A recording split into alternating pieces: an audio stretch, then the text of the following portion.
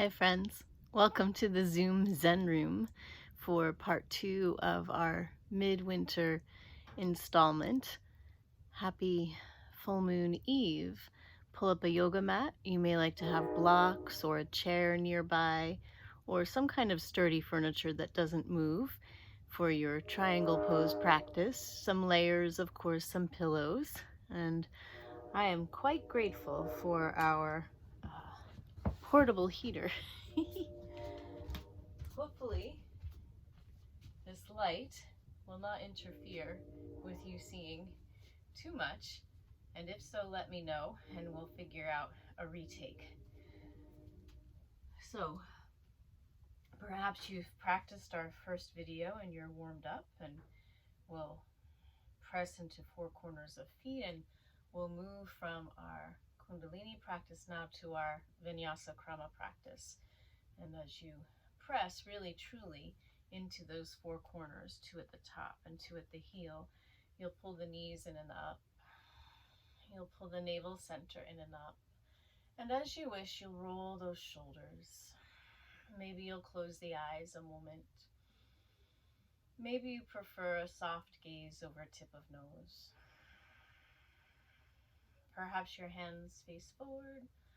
Perhaps your hands face side body. Maybe that switches a couple of times.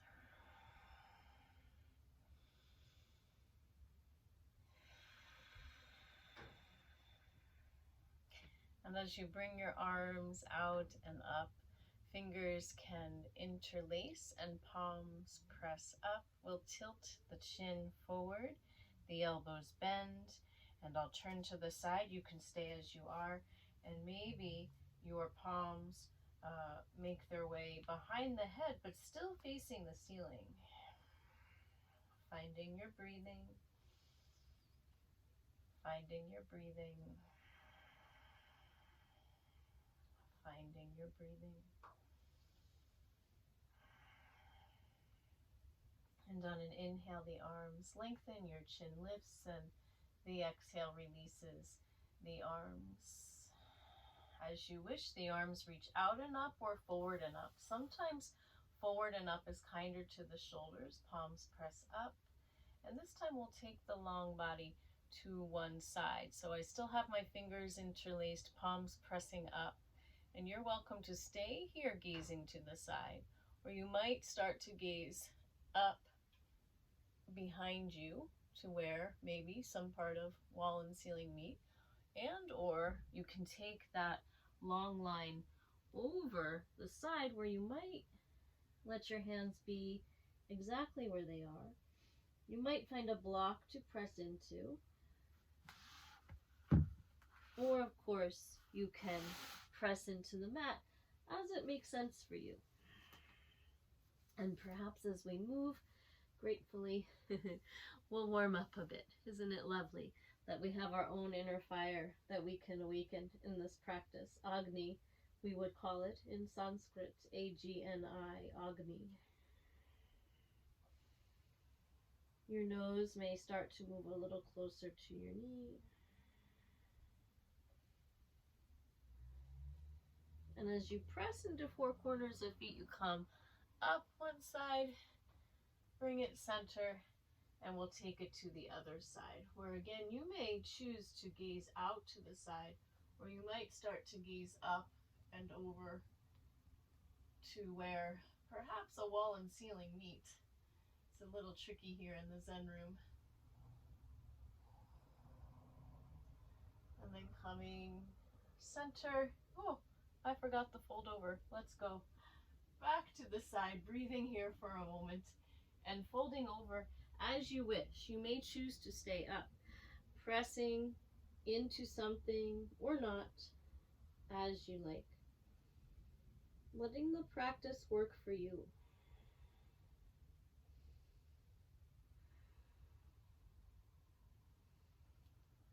And as you press into four corners of feet, you lift up, bring it center, release the hands, and we'll take one more Hasta Vinyasa, so the arms reaching forward and up or out and up, palms to the sky. exhale, hands halfway forward, taking on shape of numeral 7 and reaching the arms out to the side in line with shoulders and then overhead, and twice more.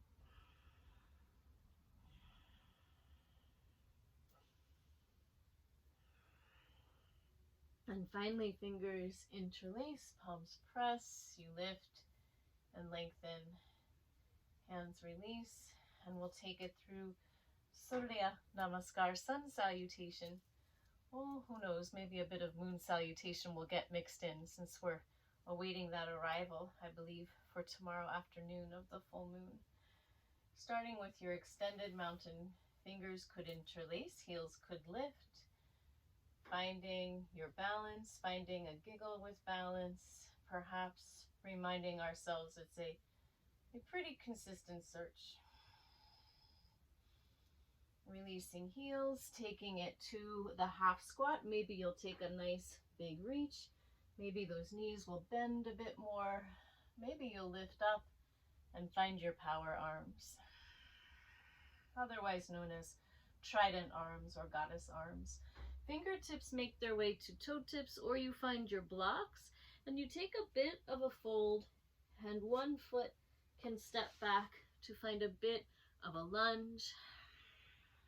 Of course, you can bring your back knee down for a knees down plank, or you can have your knees up plank, pushing through your toes, bringing shoulders forward, lifting through your core, pushing back through your heels, maybe a slow motion chaturanga to the mat and through the shoulders.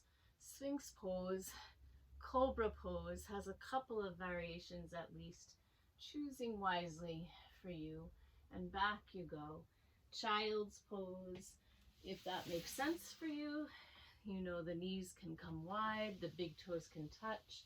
If child's pose does not make sense for you, give yourself permission to lift your seat up into a puppy dog, please. And that way your knees might be happier.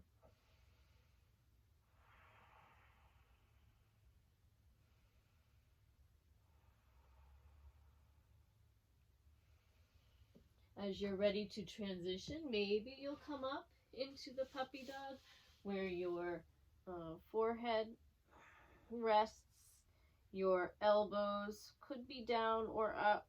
Actually, your forehead could be down or up. Your knees are down and your tail is up. And or maybe you're coming into that downward facing dog. You can press through the heels, you can press through the hips.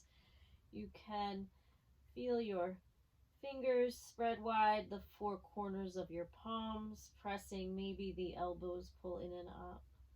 I'm going to walk the foot I stepped back with closer to my other foot, and then I'm lifting. I'm going to push this plant out of the way, and then I'm lifting my foot into three-legged dog, pressing through the heel a moment here, and then reaching those tippy toes up to find my ceiling. And you can stay like this, keeping your hips facing the mat, or you might bend that top knee, and you can even flex your top foot or reach through your top toes, and then your top knee moves underneath you and you take it to a lunge. And we'll stay here for a moment and bring the back heel down as if you're coming into warrior two, and we'll windmill on up and we'll find Trikonasana triangle. So my front toes are pointing straight ahead. My back foot is pretty much in line with the mat. I'm reaching a bit forward, and then that bottom hand is reaching either inside my shin to a block or to the mat. You really have lots of options, and your top hand reaches up or holds a hip. The top of your top hand could push into your low back. And of course you can reach out across from your shoulder if your shoulder prefers. So you always have options. My gaze is out across from me so that my neck is neutral, until I start to journey up. Then sometimes I bring my gaze to the mat so I find my balance to come up. Finding your hips if you like. You could bring your feet on a bit of a diagonal. So I have my heels in and my toes out. Lifting my arms again, I'm going to reach toward that front foot, keeping my feet on a diagonal, and attempt this classical Trikonasana practice. We might see our shadow if you have a bright light like me, and notice if we can bring the wrist, the shoulder, and the wrist into alignment, if that works for you.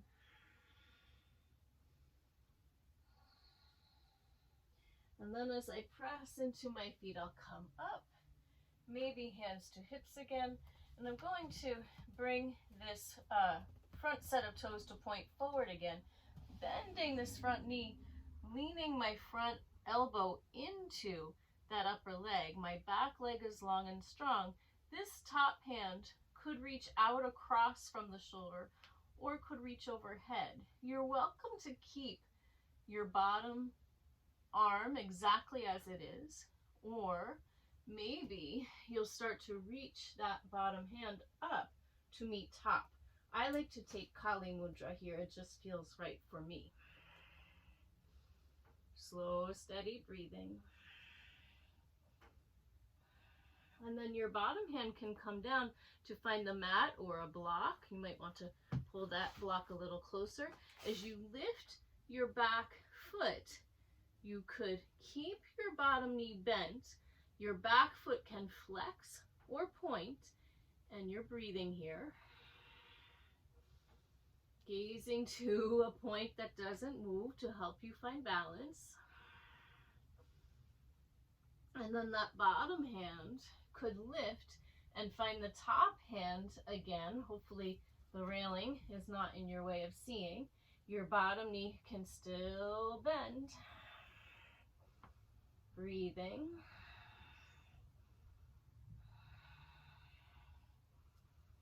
And then maybe you'll lengthen a little and come on down to find your blocks or not. And let's take it to the second line of our triangle pose sequence. So your back heel comes down. I have my back foot on a diagonal. It might come forward a bit. You can lift up on your fingertips or your blocks and find some nice length in your spine. And then you might exhale, fold over that front leg. And some of us prefer to keep the long spine. This video happens to be for a friend who is working with the mixed level 3 class. So not all of these options will be appropriate or welcomed by everyone. Choose wisely for you.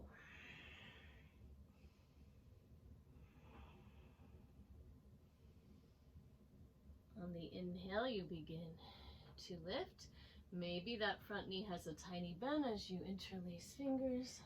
Lengthen, bring hands behind you, and we'll move into an unsupported, is the name, forward fold. So your feet are still supporting you, but your hands no longer are. You can find your elbows, you can find Prastanjali. Choose wisely for you. You might spend a little bit of time in each position.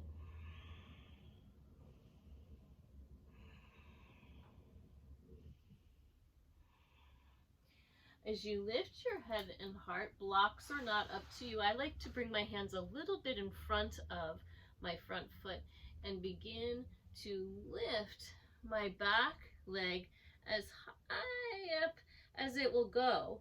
And then maybe you'll start to walk the blocks and or your fingertips back in line with your front toe tips.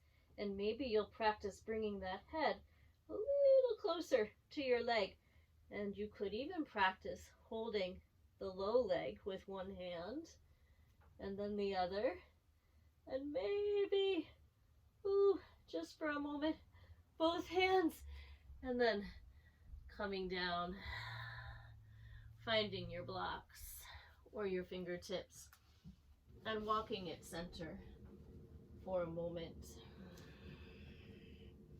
Your toes could go out, your toes could go straight ahead, your big toes could even take a step in.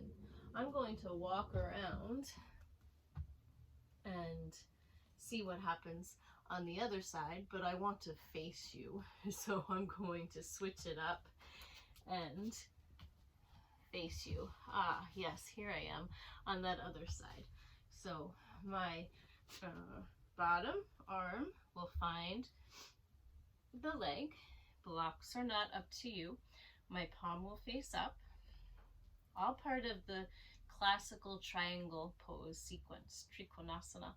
And then we'll reach this top arm out in front or maybe overhead. So you'll see how your shoulder feels. Breathing here. So with this Vinyasa Krama sequence, typically we spend at least a few breaths in each posture. The idea is that we're growing stronger in each of our postures. Maybe this bottom arm starts to lift up and meet the top. So I have my upper arms near my ears.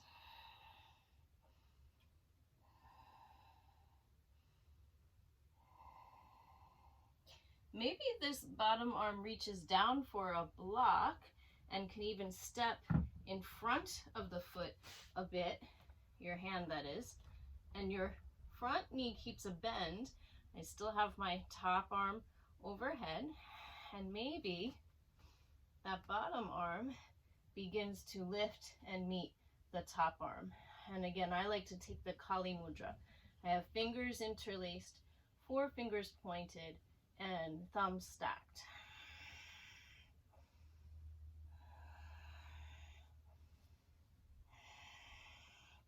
And then releasing down, here we are in our forward fold again. So the back foot might come a little closer. Your toes can come on a diagonal. You're lifting up and you're bowing forward if that suits you. Blocks are not up to you. And let me tell you a bit about what we're doing here in our yoga terminology. We moved from our triangle pose, keep breathing, to a side stretch triangle, Uttita Parsva Konasana. Some call it extended side angle. And that had a few parts to it. And now we're in a one-sided forward bend, Parsva Uttanasana. And when we move the arms up overhead eventually and behind the back, we find Niralamba Parsva Uttanasana. That's the unsupported. And when we move to the one-legged forward bend, we find Ekapada Uttanasana. So here we go. When you're ready, fingers interlace, palms press. You lift and lengthen. I have both legs long now. Sometimes it helps me to find a little bend in that front knee. You can hold your elbows behind you. You can find Prastanjali behind you. You're welcome to do a bit of both, which would be the classical way as you bow forward.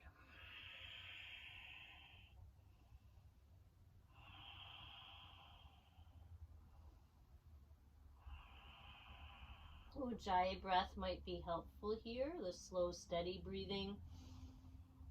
My classical teacher would say it's the sound of the serpent.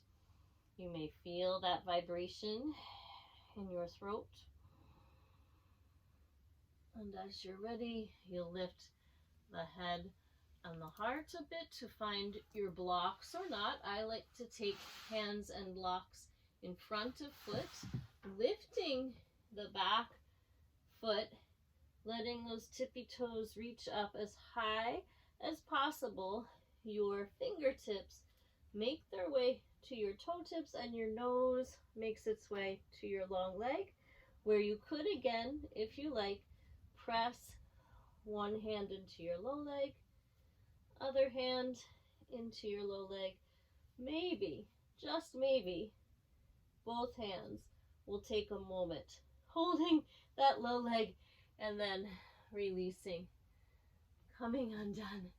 And let's step it forward now and come back to our mountain pose. Finding your breathing. Finding your breathing. Finding your breathing. The invitation is to move through a sun salutation. If you're interested in moon salutations, join us Monday night at the studio where we will practice our moon salutations with our singing bowls during Shavasana. Maybe we'll add some moon things in here a little bit. Finding your mountain pose again.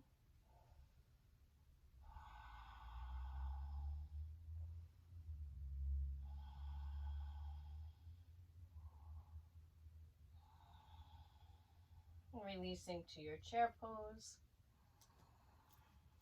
From Tadasana to Ardha Utkatasana, the half squat. Or if it makes sense for you, sometimes I take the feet a little wider and move into the full squat. You could have hands in front of you, or they can start to reach up a bit.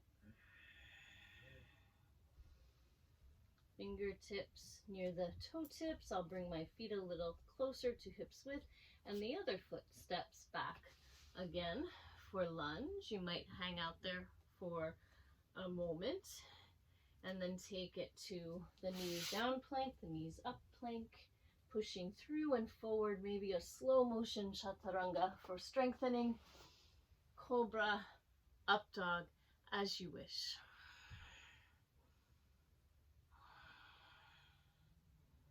Rolling over toes, bending through knees. Take a moment in child's pose and puppy dog. Find your way to down dog as you wish. Maybe the down dog will go as wide as the mat.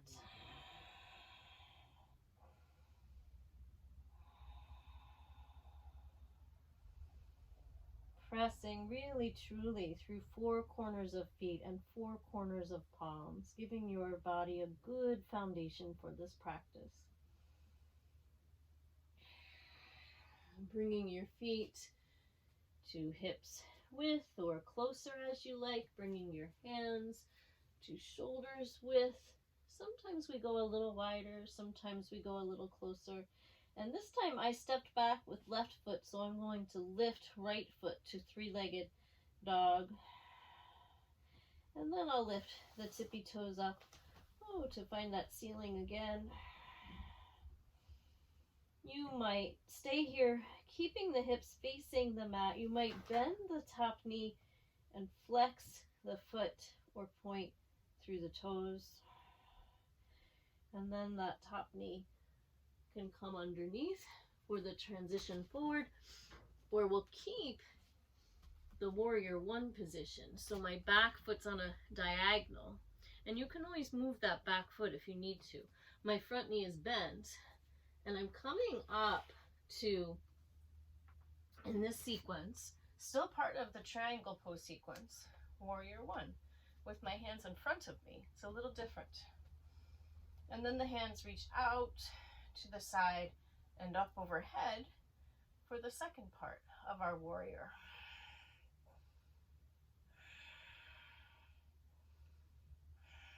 And the third part is we find our way forward and down again, and we lift the back foot while keeping the front knee bent. You can, if you like, bring those arms in front of you. So it might remind you of warrior three. In this sequence, it's warrior four. Palms together, or maybe you like to take the Kali Mudra, and maybe you'll bend that bottom knee and lift and lengthen. And again, you could bend and lift and lengthen, and we'll do one more for good luck. And finally release the hands and the back foot, and we'll bring those fingers to an interlace, reaching up and over, bringing hands behind you. You're welcome to find your elbows. You're welcome to find Prastanjali. You're welcome to find whichever you come up with. Some of us like to take that Kali Mudra, otherwise known as temple or steeple, behind us, and bow forward into what we might know as devotional warrior or humble warrior. And in this practice, it's warrior 6. If you'd like, you could have a block inside your foot, but you don't need to or have to. Sometimes it's nice to have something to press into.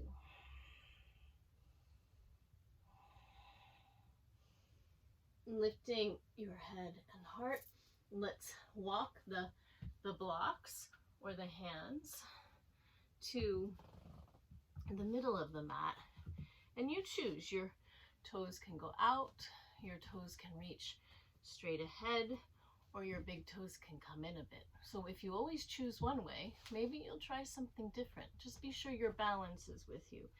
And as you lift your head and heart, maybe the blocks will become some kind of ledge for your forearms and or your forehead. Or maybe you choose to hold your elbows and release as it suits you. Or maybe your hands are pressing down into the mat and your head is moving a little closer, but not to the place where your knees are popping out. So start with the bent knees, even just a tiny bend. We don't want to hurt anything. We want to help everything. And then as you lift your head and heart, we'll take it to the other side. So my back foot again is on a diagonal, and I'm taking it to a warrior 1 position. Classically, the hands are in front of you. My front knee is bent, my back leg is long and strong, and maybe you'll just check in. Well, I think my foot is behind the blocks, but see if your inner edge of foot or outer edge of foot just needs a little reminder to press evenly. And then your arms come up and over for part 2. Fingers interlace, palms to sky. And then your fingertips make their way forward and down, and your back foot lifts. And this might remind you of warrior 3. I believe we're on part 4. Your front knee bends, and your hands come in front of you. Oh, I have a little bit of wall to press into, and maybe you're bending that bottom leg and lengthening, and again bending and lengthening, trying to keep that back heel up. And finally, we'll lower down and lift up again, and find those hands behind you. Some of us find wrists, forearms, elbows, Prastanjali, lots of choices. And of course, the Kali Mudra might work for you. Bowing as it suits you. Maybe a block for your head to press into. Devotional warrior, humble warrior, warrior 6 in this sequence.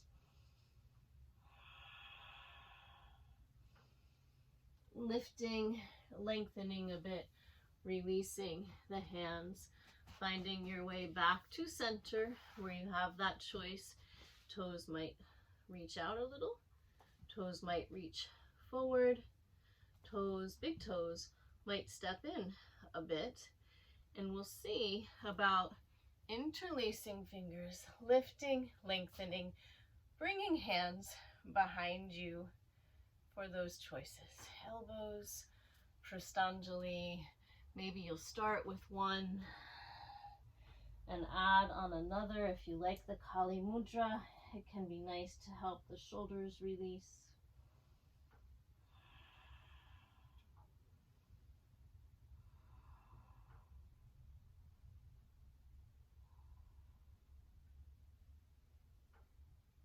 As you lift your head and heart a bit, your hands could release as you find some lengthening. Your hands might take hold of the outer edges of your low legs, or your fingers might slide down and find your big toes. And either way, your elbows start to bend as you release your head and your heart. You're welcome to find a block or 2 to press into, or a blanket or not. You'll see what works for you. Sometimes we just want to work with wherever we are. Remembering you can give those knees a tiny bend, especially if you're feeling lots of pressure behind them.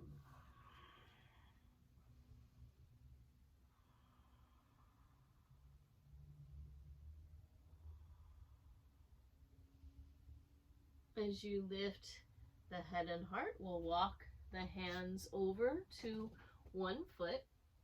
The matching hand can place on top of the foot, and the opposite hand can reach around to the heel if you like. So if you had blocks, you could place one block inside the foot and one block outside the foot. And you'll see what works for you here. And it's as if you're making a little window between your elbows to gaze through.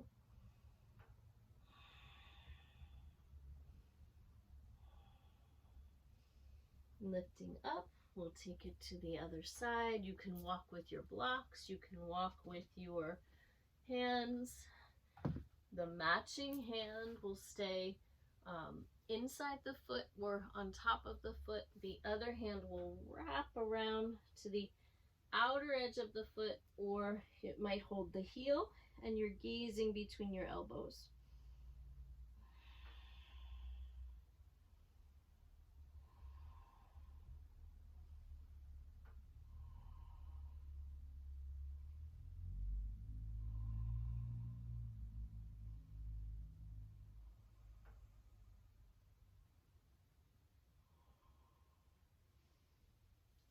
As you lift your head and your heart will come back center, you might want to place blocks underneath your seat as you come down to the mat. You can toe heel your feet in, and for a moment, maybe you'll take a midwinter goddess squat where some folks are celebrating the goddess as we have hints of the return of spring. Maybe the snowdrops or the crocus are getting ready to treat us to a delightful show of beauty when we're starting to really search for even a tiny bit of color this time of year. And we'll come on down to the mat. And believe it or not, this is the last part of our sequence. So sometimes we like a little boost under the seat with a blanket. Sometimes we like a little boost under the knees with the blanket. And let me tell you about what you have just worked on here. So you know the warrior we often refer to as Virabhadrasana.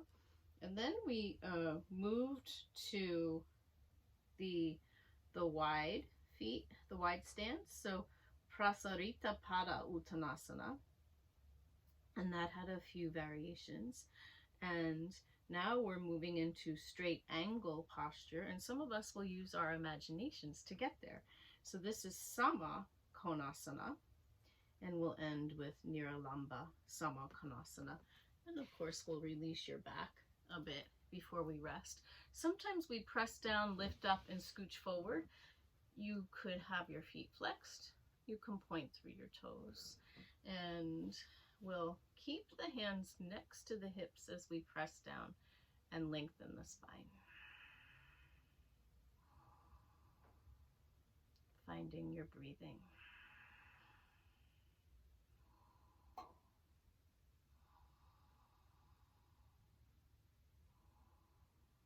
And the next part, we bring the hands either forward and up or out and up. Fingers interlace, palms to sky, and you bow forward. And maybe you'd like a block in front of you. Sorry, I feel like I have a laser beam or a lightsaber going across the screen. I hope you can see me. If not, you let me know and we'll figure out how to do this again. And you'll bow as you wish. Now, we will all look a little differently here. Some of us will prop up higher. Some of us will prop up lower. Some of us will choose not to prop and just be wherever it makes sense for us to be.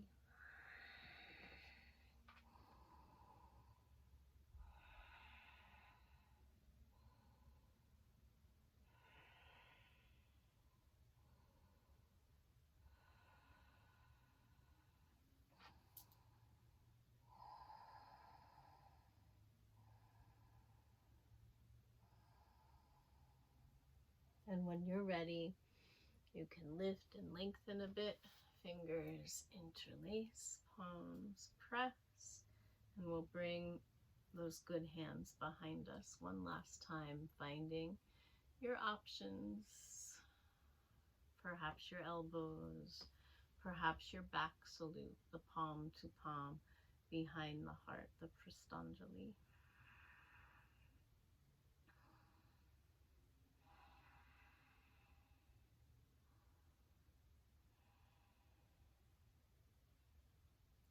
And when you feel complete, we'll unwind, and maybe you'll gently bend those legs and take the cobbler's pose, the Baddha Konasana. You can hold on to your ankles or your toes. Sometimes we lift the toes a bit.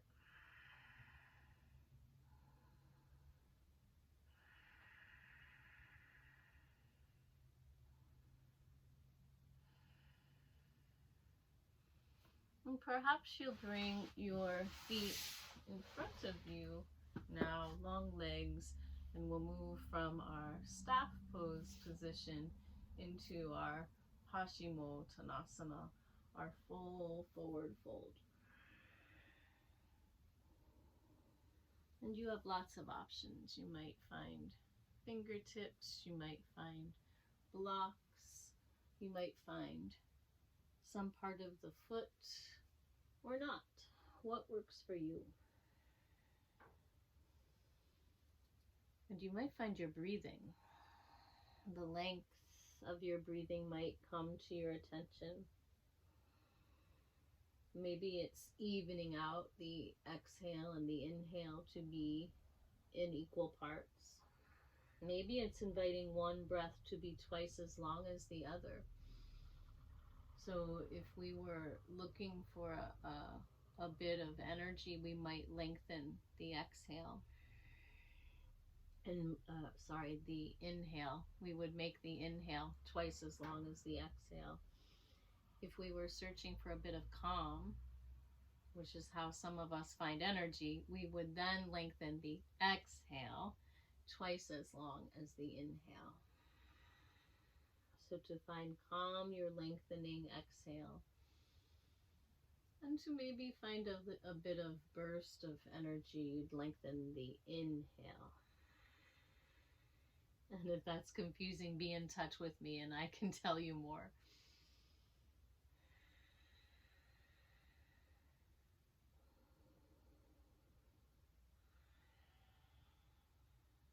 And when you're ready, fingers interlace, palms press, you lift and lengthen, and we'll bring the hands behind us, and maybe you'll bring the toes to the top of the mat. Maybe you'll have your layers nearby now. And you can lower down one hand, one arm, one vertebra at a time. And we'll give the body oh, there's a plant there, a nice stretch. And maybe you'll take a moment to press the whole back down and bring the hands near your side or out to the side, as we say, like the top of letter T. And then you could bend both knees if you like and bring both knees to one side. Sometimes we place something between the knees and the heels just to give it a little boost. This matching hand could hold the top knee. Your gaze can be to the ceiling. Your shoulders release. Or your gaze can be away from your knees.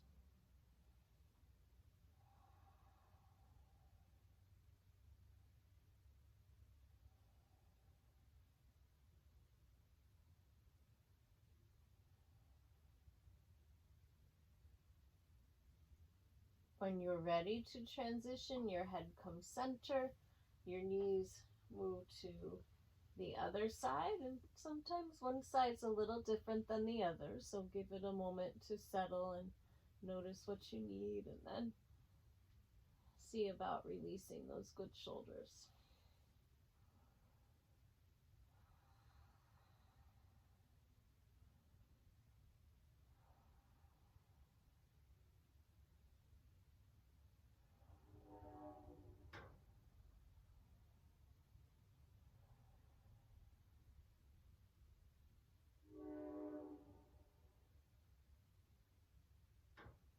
And when you feel complete, the head comes center, your knees come center.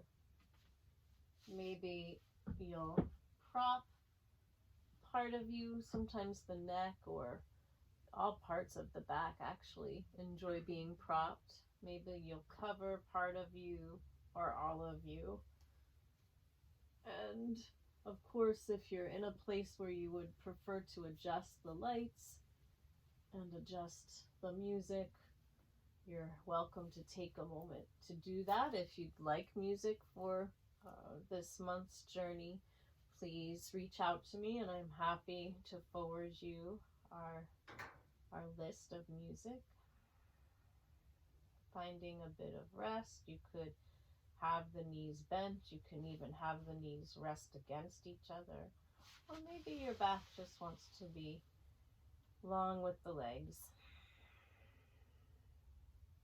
Giving yourself permission to rest, letting the body absorb all that you've done.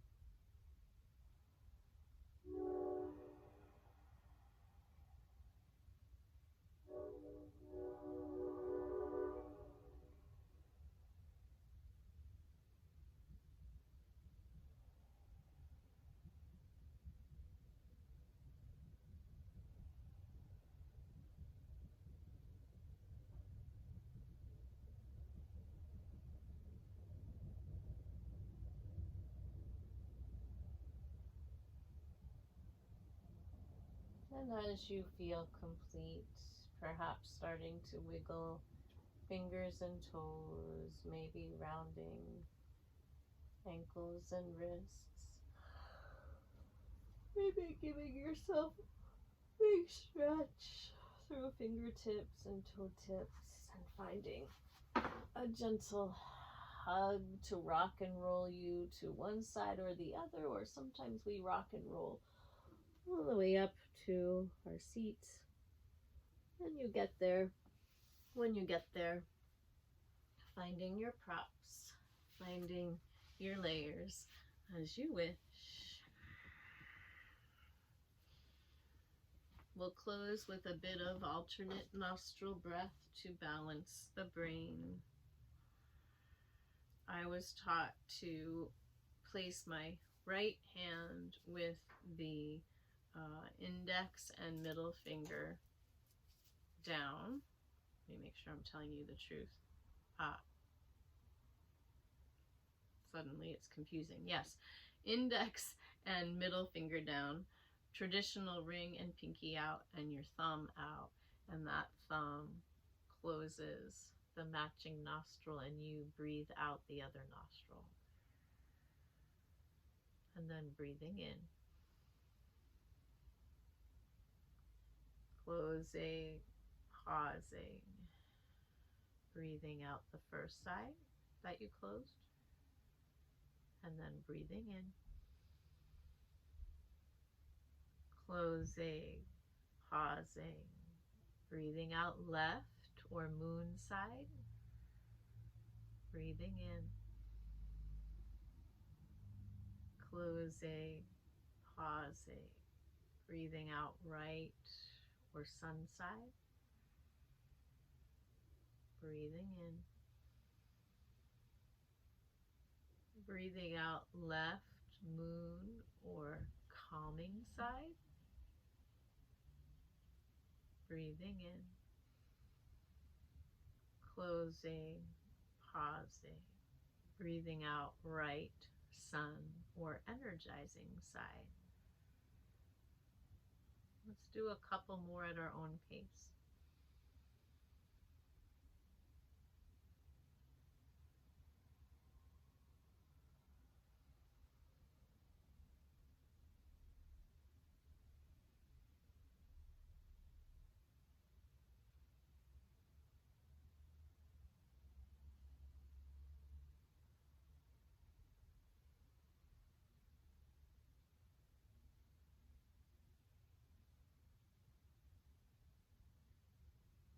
Next time you exhale right, returning hands to heart center mudra, and we'll close with the sounds for I am compassion.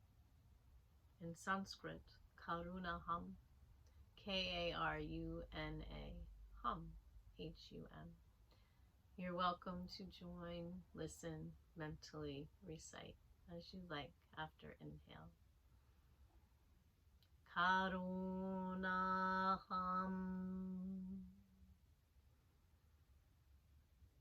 Karunaham,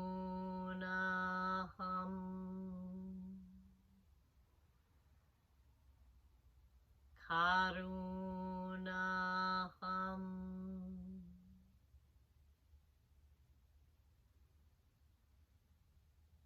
May you have compassion. May you be compassion. May you share compassion. Thank you for sharing your practice with me. Be in touch if you'd like your very own personalized video and or private practice. Take good care, friends. May we all blossom and bloom with the full moon.